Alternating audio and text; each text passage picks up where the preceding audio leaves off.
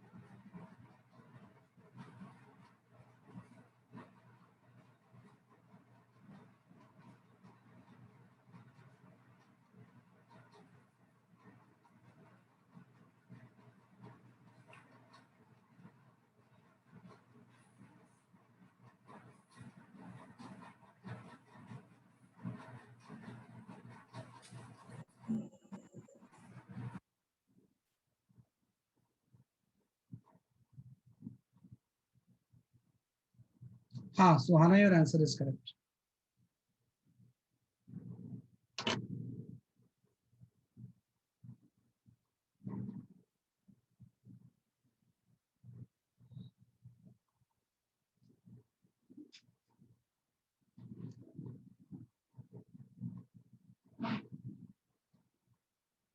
Piyush Jha, your answer is correct.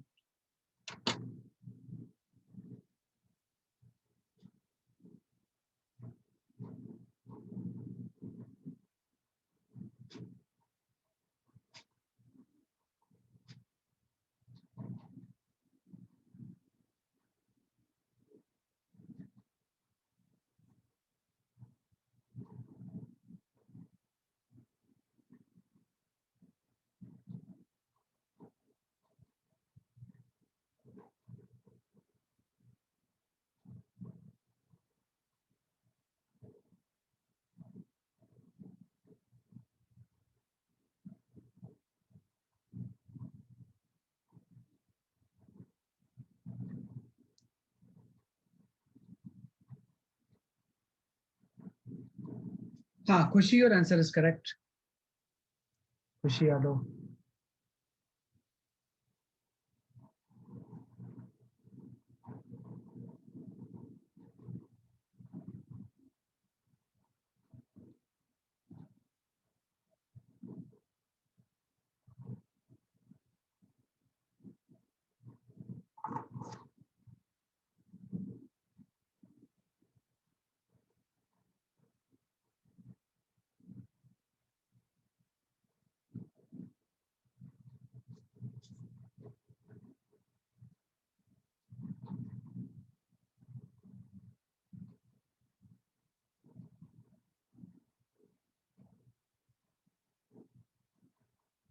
एकाग्र, your एकाग्र Jain, your answer is correct. है ना, ठीक बता रहा हूँ आंसर, है ना। तो काफी लोगों के आंसर सही आ रहे हैं। आंसर इस सी सही होता है इसमें, है ना। This C option is correct, है ना। कि दो वायर है, resistance R1 R2, temperature coefficient इतना है, तो अगर सीरीज में ज्वाइन करेंगे तो इफेक्टिव कितना हो जाएगा। तो सीरीज का मतलब हम जानते हैं, सीरीज का मतलब इस तरह से ज्वाइन करना होता है, like that, same current flow होती है। ये R1 R2 है तो सीरीज में है। और लास्ट क्लास में हमने पढ़ा था कि टेम्परेचर रेसिस्टेंस के अकॉर्डिंग चेंज होता है, और वो जो फंक्शन होता है वही होता है जो रेसिस्टिविटी का होता है। जैसे रेसिस्टिविटी का टेम्परेचर के साथ फंक्शन आपने ये लिया था, rho equal to rho naught 1 plus alpha into delta t, है ना। तो क्योंकि resistance equal to rho l by a तो होता है, तो जो फंक्शन रेसिस्टिविटी का होगा वही आपका रेसिस्टेंस का हो जाएगा। तो आर इक्वल टू आपका हो जाएगा r naught into 1 plus alpha delta t आ जाएगा, है ना। तो जो इक्विवेलेंट रेजिस्टेंस की वैल्यू हो जाएगी ये आपकी R1 प्लस R2 हो जाएगी। तो हम यहाँ पे वही बोलेंगे कि भाई जब आप टेम्परेचर इंक्रीज करोगे तो R1 भी चेंज होगा, R2 भी चेंज होगा, तो जो इसका इक्विवेलेंट होगा वो भी चेंज हो जाएगा।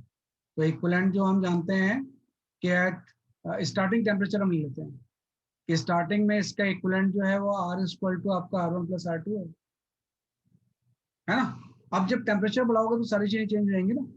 ये आपका हो जाएगा R डैश, ये आपका हो गया R1 डैश, और ये R2 डैश हो गया।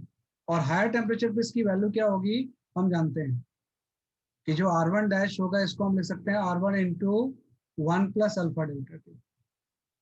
जो आपका R2 होगा इसको हम लिख सकते हैं R2 into 1 plus alpha 1 delta T, और ये आपका अल्फा 2 डेल्टा टी हो जाएगा। तो जो इक्विवेलेंट होगा उसको भी तो चेंज करोगे आप। ये जो इक्विवेलेंट होगा इसको भी हम R डैश को भी क्या करेंगे, चेंज करेंगे। तो वो आपका हो जाएगा R into 1 plus alpha equivalent into delta, है ना। इसी रिलेशन को मैंने फर्दर लिख दिया है कि भाई R1 R2 चेंज होंगे तो इक्विवेलेंट भी क्या होगा बेसिकली आपका चेंज होगा। तो इसी को आप सॉल्व कर लो, है ना। किसी को सॉल्व करेंगे तो आपका मेरे ख्याल से सी रिलेशन आ जाएगा। तो जो इक्विवेलेंट अल्फा की वैल्यू होगी we can get it from, है ना। किसी को फर्दर अगर हम लिखेंगे तो इक्विवेलेंट अल्फा की वैल्यू आ जाएगी, तो ये आपका आ जाएगा, है ना। तो सीरीज कॉम्बिनेशन में इक्विवेलेंट अल्फा ये होता है कि जब भी कहीं पे सीरीज कॉम्बिनेशन हो तो इक्विवेलेंट अल्फा की वैल्यू ये होती है कि सीरीज कॉम्बिनेशन में। सर आज क्वेश्चंस की प्रैक्टिस होएगी। इसमें हाँ कुछ कंसेप्ट भी हो सकते हैं लेकिन क्वेश्चंस की प्रैक्टिस ही होगी मेनली। तो इक्विवेलेंट अल्फा जो होगा वो आपका हो जाएगा R1 into alpha 1 plus R2 into alpha 2 divide by R1 plus R2, ये सीरीज हो जाएगी। और जो पैरेलल होगा कि अगर ये पैरेलल है तो पैरेलल में आपको पता है कि जो रिलेशन होता है वो चेंज हो जाता है, तो उसके अकॉर्डिंग इक्विवेलेंट अल्फा की वैल्यू भी चेंज हो जाएगी।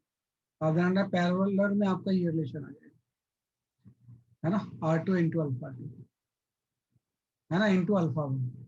ये आप करेगा कि पैरेलल में अगर हम इक्विवेलेंट अल्फा लिखें तो ये आपका हो जाएगा R1 into alpha 2 plus R2 into alpha 1, है ना, डिवाइडेड बाई आपका R1 प्लस R। तो ये एज अ फॉर्मूला भी आप याद रख सकते हो। डेरिवेशन तो इसका यहाँ से आ जाएगा। तो सीरीज में इक्विवेलेंट अल्फा की वैल्यू ये होती है, पैरेलल में इक्विवेलेंट अल्फा ये होती है। तो कई बार इक्विवेलेंट अल्फा के ऊपर आपसे न्यूमेरिकल्स पूछे जाते हैं, तो यू कैन सॉल्व इट, है ना। तो इसका ऑप्शन सही है क्योंकि इसमें सीरीज में, है ना, कि temperature difference dependence of resistance से हम इसको इस तरह से डिफाइन कर सकते हैं। हैं तो दोनों फॉर्मूले काफी इंपॉर्टेंट है, ये कर सकते हैं। कई बार इसके अभी आगे क्वेश्चंस आएंगे ना, जो आपने एक क्लास से ही करंट पढ़ा है तो उसमें जेई में एडवांस तक में क्वेश्चंस आए हैं, तो कल ही आपने किया था, है ना, एकदम बेसिक्स पे क्वेश्चंस कई बार आ चुके हैं, तो इसलिए मैंने नॉर्मली इसको थोड़ा सा और स्ट्रॉन्ग करना जरूरी है। अदरवाइज तो बहुत जगह पे करंट जब पढ़ाते हैं तो ये सब चीजें पढ़ाते ही नहीं है, ड्रिफ्ट वेलोसिटी ये सब नहीं पढ़ाते हैं, वो सीधे आ जाते हैं Kirchhoff current law and Kirchhoff voltage law, क्योंकि वो थोड़ी आसान चीज होती है ना। लेकिन मैंने आपको बेसिक से पूरा बता दिया है क्योंकि एडवांस मेंस दोनों में लास्ट लेक्चर से काफी कुछ पूछा गया है।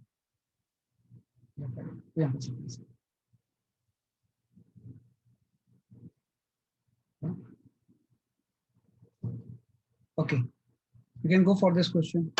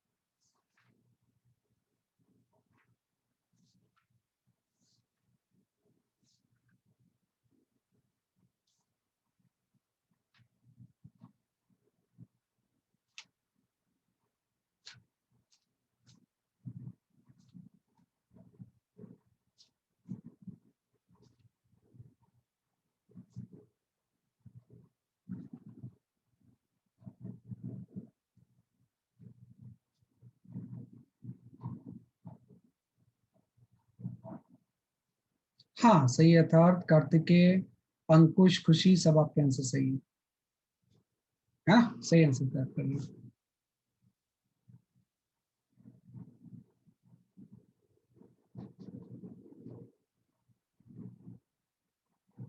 अर्पित Bhardwaj, your answer is correct.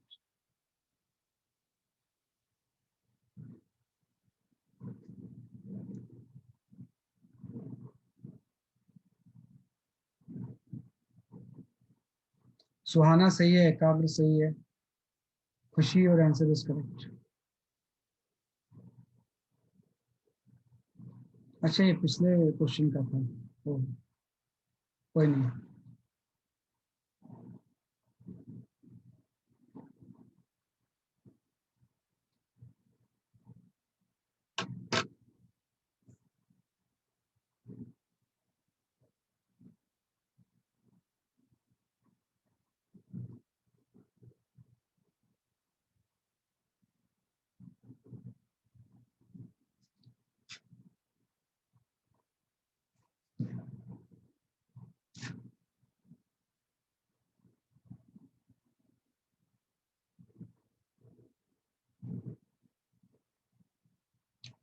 हाँ पीयूष जय, और आंसर इज करेक्ट, है ना, काफी लोग सही आंसर दे रहे हैं। इसका भी ऑप्शन सी सही है ना, कि ऑप्शन विद द सी, है ना, कि इसका भी ऑप्शन क्या है, बेसिकली आपका सी सही है, क्योंकि लास्ट क्लास में आपने रिलेशन पढ़ा था कि जो करंट इज इक्वल टू होती है वो होती है n e A into v d, है ना, कि करंट की वैल्यू होती है n e A into v d, है ना, तो ये करंट की वैल्यू होती है। तो पहले इसने बोला है कि पहले करंट कुछ आई फ्लो हो रही थी, तो number of electrons per unit volume n थे, इलेक्ट्रॉनिक चार्ज ये था, इसका क्रॉस सेक्शनल रेडियस ये था, तो पाई आर स्क्वायर आ गया, एंड ड्रिफ्ट वेलोसिटी वी थी। अब आप कुछ चेंज करते हो तो आप इसकी करंट आइडिया हो जाती है, तो आपको ना सेम मटेरियल है ना, तो सेम मटेरियल में एन की वैल्यू सेम रहेगी, जैसे कॉपर है ना, तो कॉपर में नंबर ऑफ चार्ज पर यूनिट वॉल्यूम सेम रहेंगे, तो स्मॉल एन की वैल्यू तो सेम है, यानी ए एरिया की जो वैल्यू हो जाएगी वो आपकी हो जाएगी हाफ द रेडियस, तो pi into r by two का स्क्वायर हो जाएगा, एंड ड्रिफ्ट वेलोसिटी आपका टू वी हो जाएगा, है ना, कि ड्रिफ्ट वेलोसिटी क्या हो जाएगा, इसलिए आपका टू वी हो जाएगा, तो इससे आप इन दोनों को डिवाइड कर दो, तो यहाँ से आई डैश बाई आई की वैल्यू क्या आ रही है, तो आई डैश बाई आई की वैल्यू हाफ आ जाएगी, है ना, तो सॉल्व करोगे तो आई डैश बाई आई की वैल्यू क्या आ जाएगी, हाफ आ जाएगी। तो मेन चीज वही था, सेम मटेरियल होगा तो स्मॉल एंड सेम रहेगा, रेडियस चेंज हो गया, ड्रिफ्ट वेलोसिटी भी चेंज हो गई, तो यहाँ से आई डैश की वैल्यू आपकी आई बाई टू आ गई, कि आप करंट की जो वैल्यू होगी वायर में वो आई बाई टू होगी, है ना? तो जस्ट इस फॉर्मूले को आपने यूज करना सीख लिया कि कैसे हम इस फॉर्मूले को बेसिकली आपका यूज करेंगे, ये लिखना बस नहीं।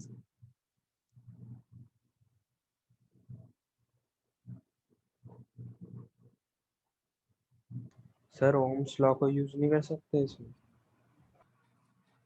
ओम्स लॉ बात एक ही है, इसी से तो फर्दर ओम्स लॉ आ जाता है, V equal to I R से ही, लेकिन ये फंडामेंटल ज्यादा अच्छा है ना, ओम्स लॉ तो इसी सब चीजों का तो एंड प्रोडक्ट ओम्स लॉ होता है, लेकिन फंडामेंटली इसी से करना तो ज्यादा अच्छा रहेगा।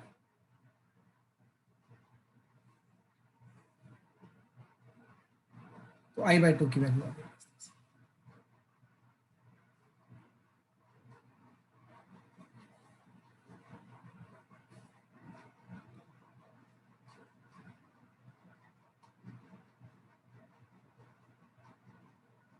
ओके, ये रेशियो क्या हो जाएगा,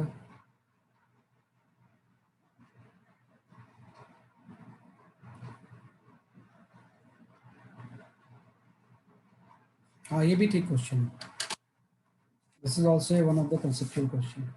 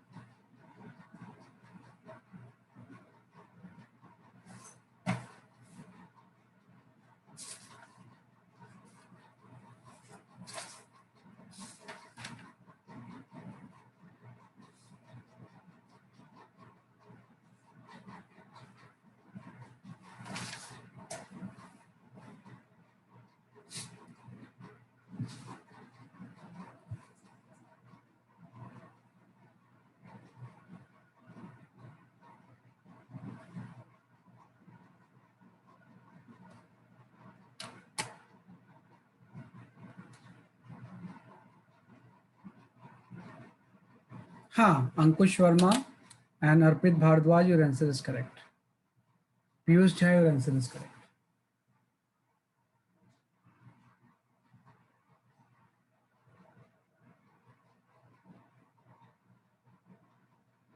भव्या थोड़ा सा चेंज करके देखो जरा सा, थोड़ा सा आंसर आपका उल्टा आ रहा है, तो आप केयरफुली देखो क्या पूछा गया है, क्या निकालना है।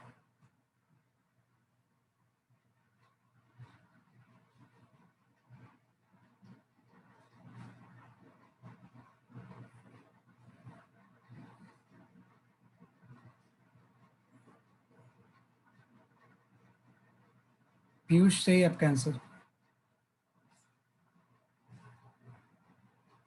एकाग्र Jain, your answer is correct.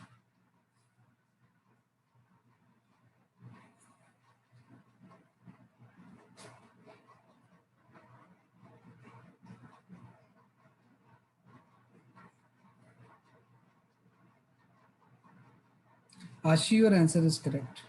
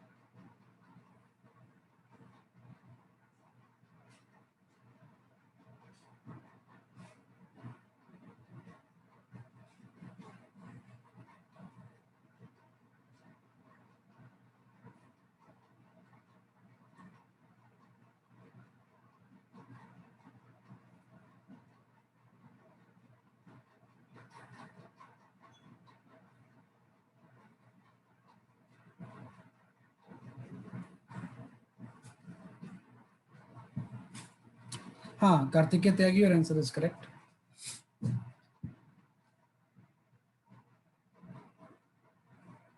Okay, है ना, सही बता रहे हैं ये। काफी लोगों के आंसर सही हैं।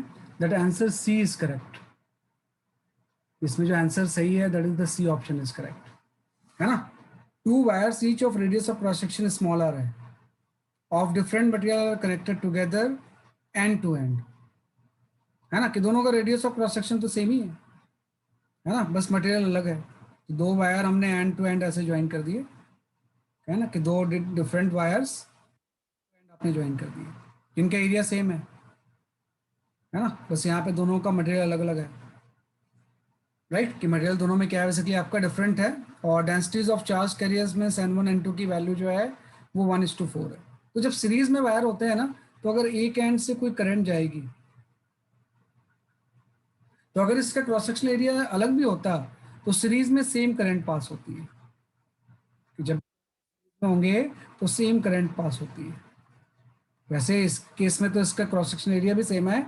अगर मान लो ये इस तरह से भी होते ऐसे या ऐसे, तो भी इसमें करंट की वैल्यू सेम रहती है ना, कि इसमें भी अगर सीरीज में सारे हैं तो सेम करंट इससे पास होती है। ये कंसेप्ट आपको ध्यान रखना है, even if cross section area अलग भी होता है। करंट की वैल्यू क्या होती है, सीरीज में बहुत सारी चीजें होती हैं, जब तक कोई पाथ नहीं होगा करंट कैसे चेंज होगी, करंट सेम ही तो फ्लो होगी। तो सीरीज में सेम करंट फ्लो होती है। और करंट का फॉर्मूला अभी आपने लिख लिया, करंट का फॉर्मूला होता है NEA इंटू BD। तो दोनों वायर में करंट की वैल्यू आप सेम कर दो, तो I इक्वल टू, पहले में नंबर ऑफ चार्ज कैरियर आप N1 ले लो, E आ गया, एरिया तो दोनों का सेम ही है, ड्रिफ्ट वेलोसिटी V1 आ गई। ये सेम करंट फ्लो होगी दूसरे से, N2E A, drift velocity V2 हो गई, है ना। अब इन दोनों में V1/V2 की वैल्यू निकालनी है, तो V1/V2 यहाँ से आपका आ गया N2/N1 हो जाएगा, है ना, कि V1/V2 जो होगा वो N2/N1 हो जाएगा, और N1/N2 1:4 है, तो N2/N1 जो होगा 4:1 हो जाएगा, है ना। तो 4:1 means C option will be the correct, है ना। तो सीरीज में भले ही क्रॉस सेक्शन अलग अलग हो, करंट की वैल्यू सेम होती है, ये हम कर सकते हैं। मटेरियल अलग था इसलिए एन अलग अलग ले लिया हमने, अदरवाइज एन भी सेम होता है ना। मटेरियल अरे क्रॉस सेक्शन वाले क्या बताया आपने? मैंने बोला कि इसमें तो सेम क्रॉस सेक्शनल एरिया है, अगर ये अलग अलग क्रॉस सेक्शन का भी कोई वायर होता, यहाँ का एरिया कुछ अलग है, यहाँ का एरिया कुछ अलग है, और यहाँ का एरिया कुछ अलग है, तो भी इसमें करंट सेम रहती है, ओके सेम करंट। सर ये जो डेंसिटी बोला है ये चार्ज डेंसिटी भी बोला? हाँ, density of charge carrier. Density of charge carrier means charge पर यूनिट वॉल्यूम, है ना, कि नंबर ऑफ चार्ज पर यूनिट वॉल्यूम की बात कर रहे हैं।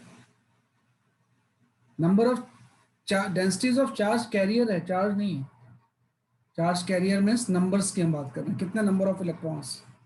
एक इलेक्ट्रॉन के चार्ज से मल्टीप्लाई करेंगे तब चार्ज की वैल्यू आएगी। ये जो चीज होती है कंबाइंड, ये चार्ज होता है ना। नंबर ऑफ चार्ज कैरियर तो n1 n2 ही हो जाएंगे ना। और कंडक्टर में चार्ज कैरियर तो इलेक्ट्रॉन ही होता है ना, कि जो मूव करता है charge carrier that will the electron only. हम कर सकते हैं ऐसे, है ना, कि इलेक्ट्रॉन इसमें क्या करेगा, बेसिकली आपका मूव करेगा। हम कर सकते हैं ऐसे।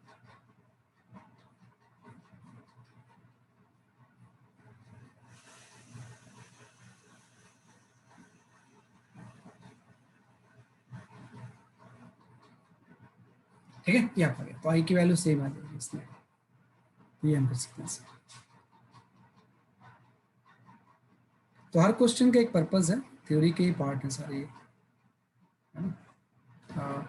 You can go for this question.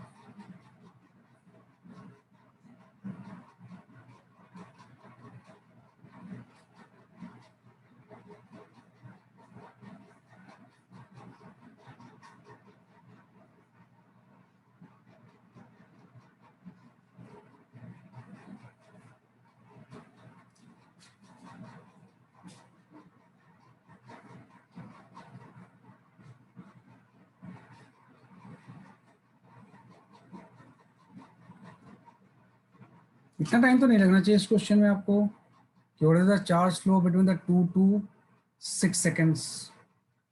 2 से 6 सेकेंड्स के बीच में चार्ज कितना फ्लो होगा, आप डेफिनेशन लिख लो, है ना, कि भाई करंट इज इक्वल टू जो होता है that is equal the D Q by D T. तो अगर मुझे चार्ज फ्लो निकालना है मीन्स मुझे करंट को इंटीग्रेट करना पड़ेगा, डेल्टा क्यू की वैल्यू हो जाएगी integration of I D T, है ना, ये तो चार्ज फ्लो होगा जो मुझे निकालना है। और आई टी कर्व है तो integration of I D T का मतलब हो जाएगा area under the I T graph. अब उस ग्राफ का अंडर का एरिया निकालना पड़ेगा, करंट वर्सेस टाइम ग्राफ, कि करंट वर्सेस टाइम ग्राफ के अंडर का आपको एरिया निकालना है ना। इसका आंसर एक्चुअली मेरे पास नहीं है, तो आप चेक कर लो, किस अलग अलग आंसर नहीं आना चाहिए, एक ही आंसर ले आओ। मेरे ख्याल से सुहाना आपका आंसर सही है जैसा मुझे याद आ रहा है ना?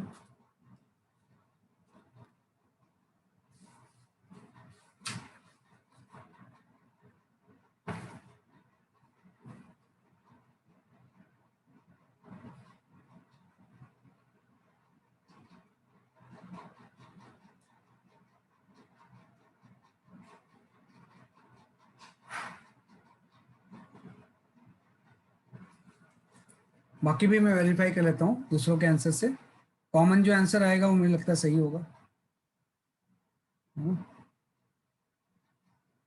निहाल मुझे चेक करना पड़ेगा, मेरे पास इसका आंसर नहीं है, मुझे खुद से सॉल्व करना पड़ेगा।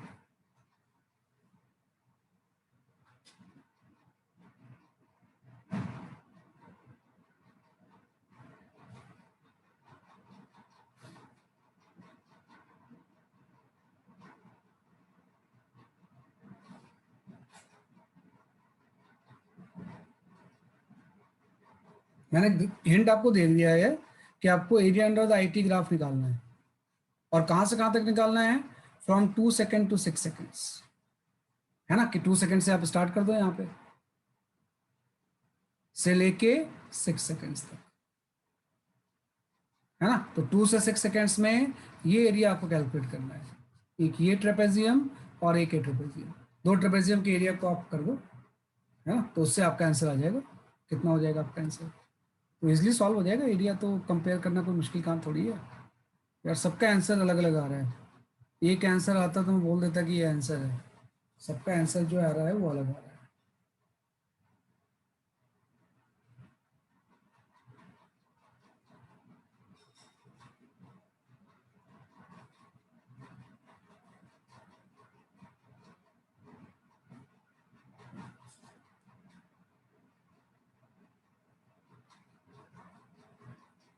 है ना, ये मैंने एरिया सेट किया है, ये एरिया ही तो आपको निकालना है, सबका अलग अलग।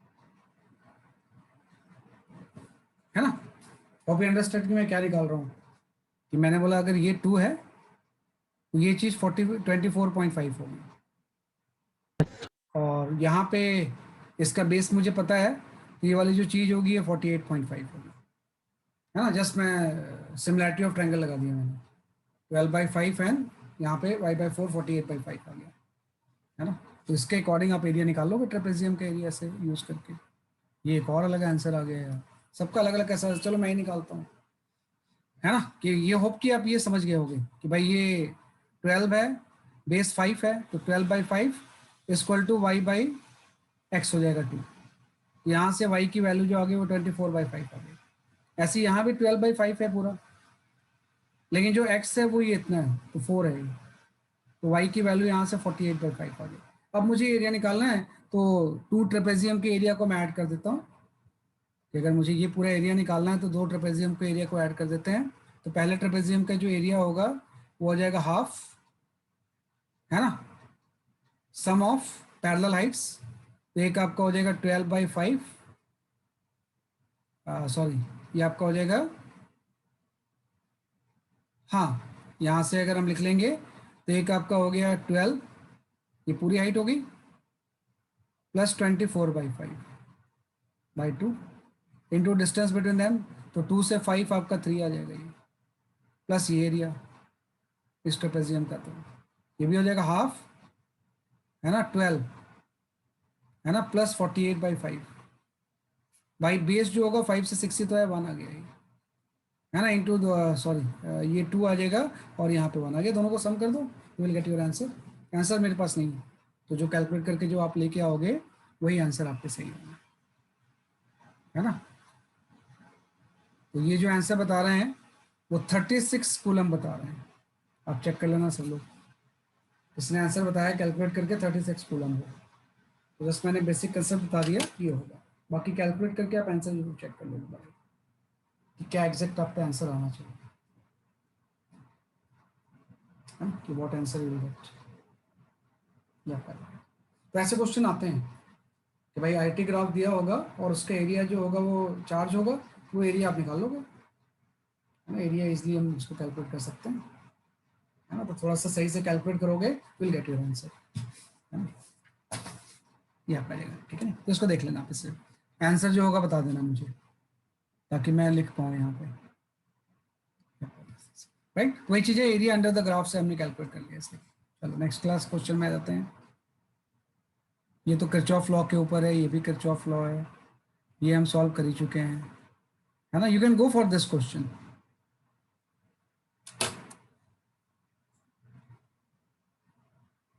है ना, ये आप कर सकते हो। इसमें 2 रेसिस्टेंस पैरेलल में है, जस्ट मैं हिंट दे देता हूँ आपको मैं, है ना, कि इसमें 2 रेसिस्टेंस जो है वो पैरेलल में है,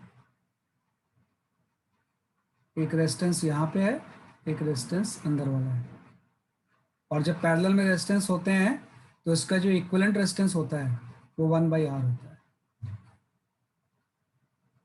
है ना, ये आगे पढ़ते हैं हम, लेकिन चूंकि आप 10th में ही पैरेलल सीरीज के बारे में तो जानते ही हो, तो इसलिए इसको सॉल्व कर सकते हो इस तरह से। इसका तो ऑप्शन आ जाएगा, जो ऑप्शन आ रहा है बताओ मुझे, आराम से सॉल्व करो, कोई जल्दबाजी नहीं है।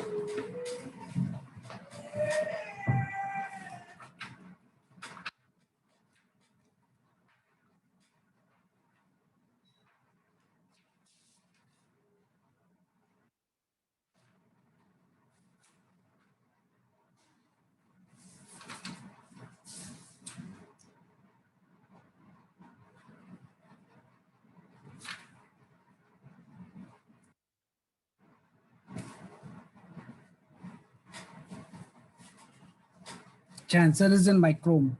अच्छा, मिलीमीटर में दिया हुआ है इसलिए माइक्रोम में, सही बात।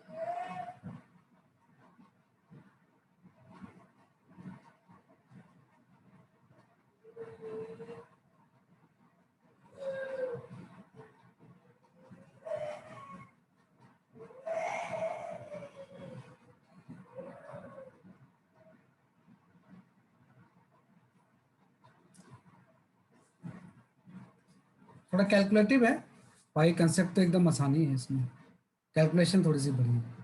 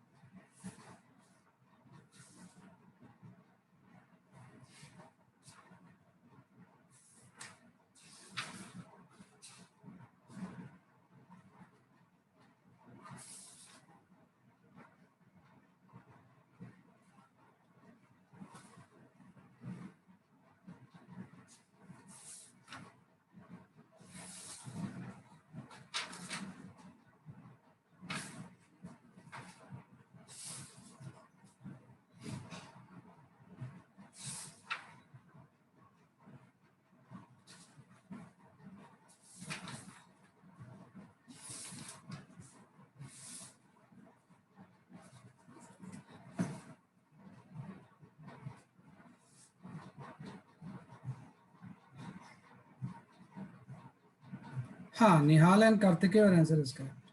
सही किया आपने, देखो ना कितने छोटे से कंसेप्ट के ऊपर क्वेश्चन आया है ना, वो भी एडवांस्ड में। हाँ, एकाग्र जैन एंड पीयूष झा, और आंसर इज करेक्ट। अर्पित भारद्वाज, और आंसर इज करेक्ट।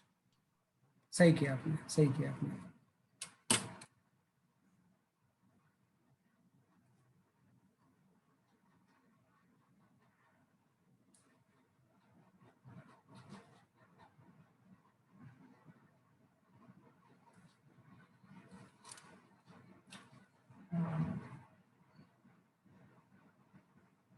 है ना, ठीक है, एकदम इजीली कर सकते हैं हम इसमें। देखो मैंने हिंट आपको दे दिया, अंदर वाला जो और बाहर वाले जो होंगे दोनों पैरेलल होंगे।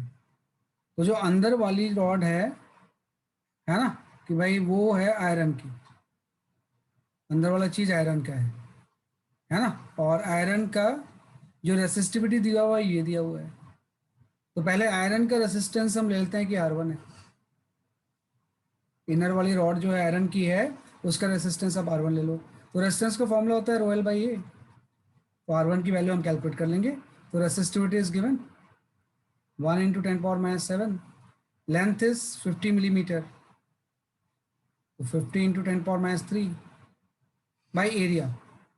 एरिया आपका 2 स्क्वायर है ना, तो 2 इंटू 2 4 हो जाएगा, 4 इंटू 10⁻⁶ आ जाएगा।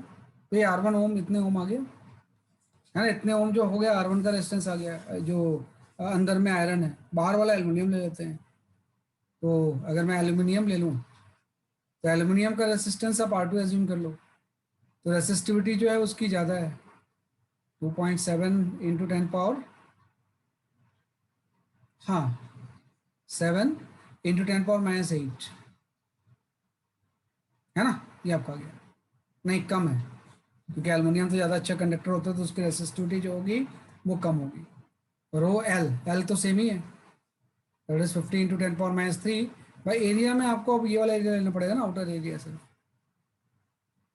तो ये वाला एरिया लेने के लिए आप 7 स्क्वायर से 2 स्क्वायर को माइनस कर दो, इंटू 10⁻⁶ कर दो, मीटर क्यू स्क्वायर में कन्वर्ट करने के लिए, है ना। तो इसको R1 R2 की वैल्यू यहाँ से आ जाएगी, फिर इसके लिए हम ये यूज कर लेंगे कि जो इक्विवेलेंट रेजिस्टेंस होगा वो R1 R2 by R1 plus R2 हो जाएगा, क्योंकि ये दोनों पैरेलल हैं।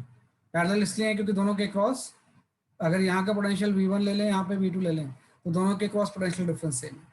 तो पोटेंशियल डिफरेंस सेम है तो पैरेलल होंगे, और इससे आपका आंसर आ जाएगा। तो इससे जब आप सॉल्व करोगे तो थोड़ा सा कैलकुलेशन के बाद you will get this answer, है ना। 1875/64 माइक्रो ओम आ जाएगा, है ना। कितने के आ जाएंगे एग्जैक्टली आपके माइक्रो ओम। तो थोड़ा कैलकुलेटिव था, लेकिन फॉर्मूला सिर्फ यही यूज हुआ था, दैट इज रोयल भाई, है ना, कि रेसिस्टेंस का जो बेसिक फॉर्मूला है वही हमने इसमें यूज कर लिया। तो इस तरह से कर सकते हैं।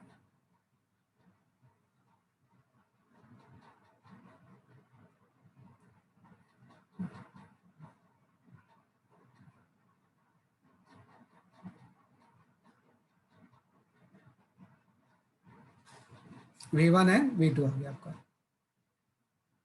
ये आपका पोटेंशियल डिफरेंस आ जाएगा। एक V1 हो गया, दूसरा V2 हो गया। तो पोटेंशियल डिफरेंस से हम इसको क्या कर सकते हैं, रिलेट कर सकते हैं। We can solve it.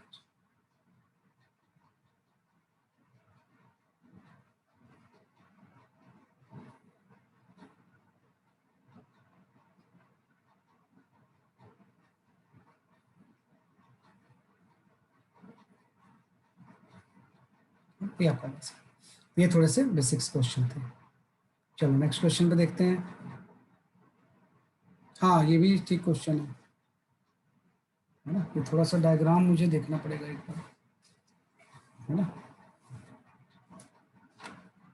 Diagram में शेडेड मिस आ रहा है, मैं एक बार चेक करके शेड कर देता हूँ इसे।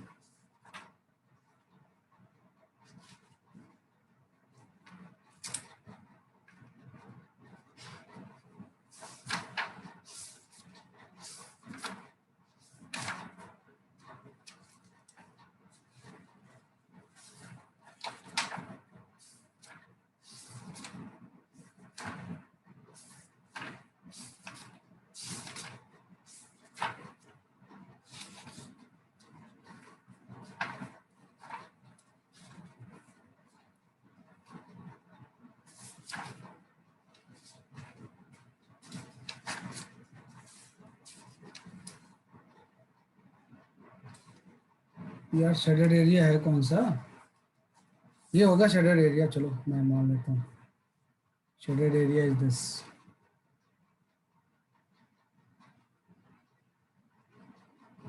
ये आपका होगा इस तरह से, this is the shaded area.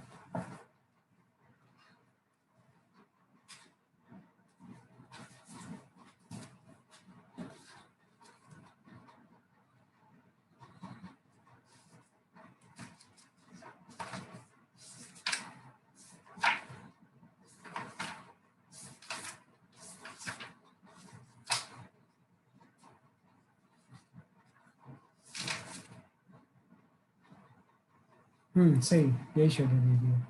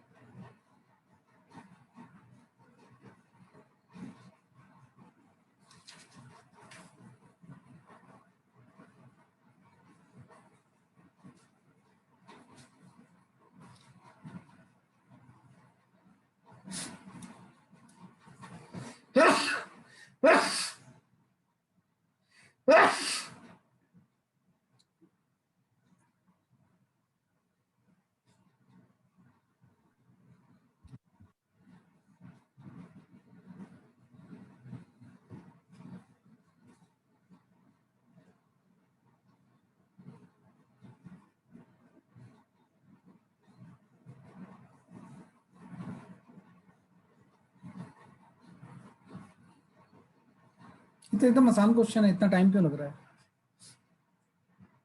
ना। इस शेडेड एरिया के बीच में इक्विवेलेंट रेजिस्टेंस निकालना है आपको। वो किस चीज से इंडिपेंडेंट आएगा, रेजिस्टेंस निकाल लो, आपका आंसर आ जाएगा।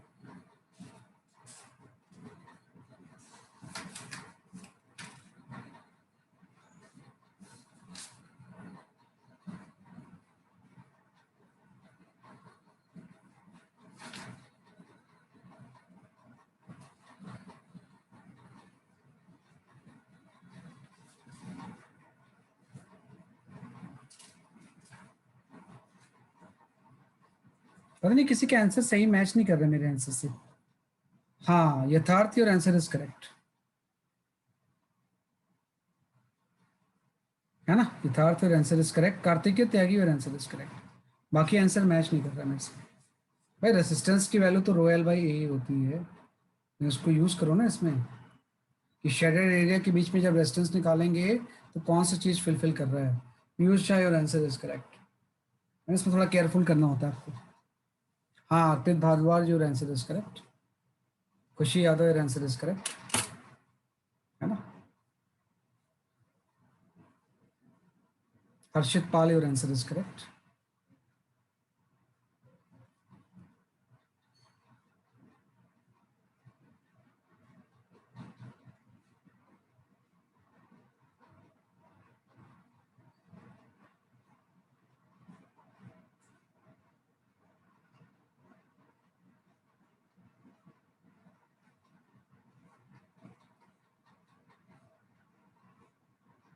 अंकुश Verma your answer is correct, सही है, सही आंसर बता रहे हो आप।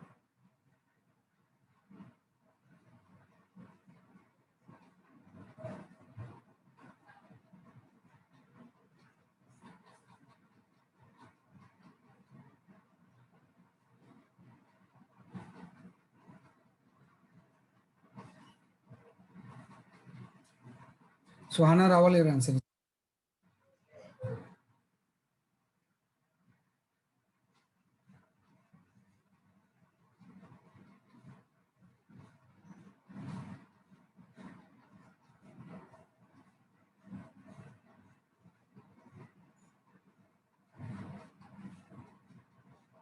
ठीक है ना, मोस्टली आंसर्स आपके सही आए हैं, है ना, कि मोस्टली आपके आंसर जो हैं वो सही आए हैं। C option is correct, independent of L हो जाएगा।